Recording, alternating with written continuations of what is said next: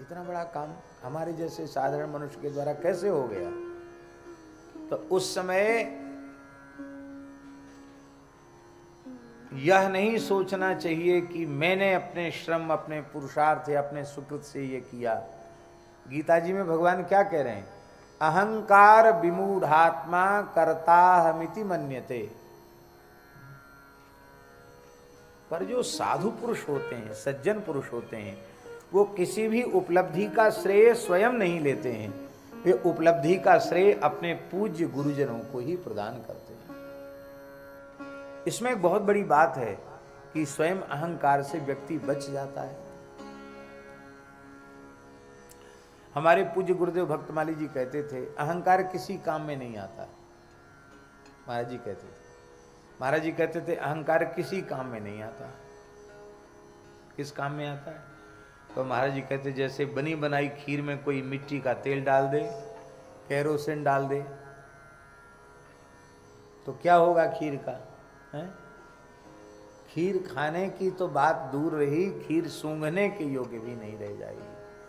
ऐसे ही मनुष्य के जीवन की जितनी उपलब्धियां हैं विशिष्ट, उनमें वो तो खीर के जैसी हैं और उनको मिट्टी के तेल जैसा अग्राह्य बना देता है अहंकार। इसलिए अहंकार कभी नहीं करना चाहिए। और अहंकार से बचने का साधन यही है कि हम निरंतर गुरु गोविंद की कृपा का अनुसंधान करें। हमने जो कुछ किया भगवान की कृपा से किया। और देखिए ये बात बिल्कुल सत्य है, हम जो कुछ कर रहे हैं वो भगवान के अनुग्रह से ही कर रहे हैं।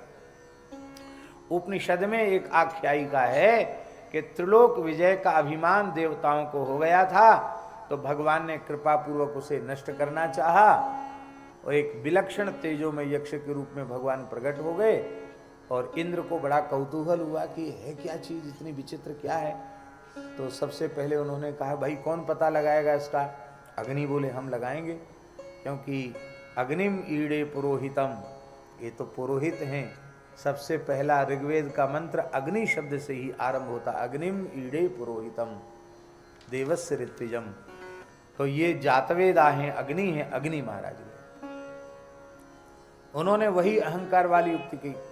उस तेजोमय परमात्मा ने पूछा कस्त्वम, तू कौन है?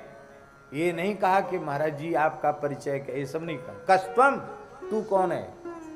तो वो तो बड़े अहंकार में गए थे अग्नि। उनको लगा कि हमारा बड़ा भारी अपमान हुआ। अग्नि बोले अरे तुम जानते नहीं हमको, जात वेदा, मैं अग्नि हूं। गुरुजी जात वेदा शब्द का बड़ा सुंदर अर्थ महाभारत में लिखा है।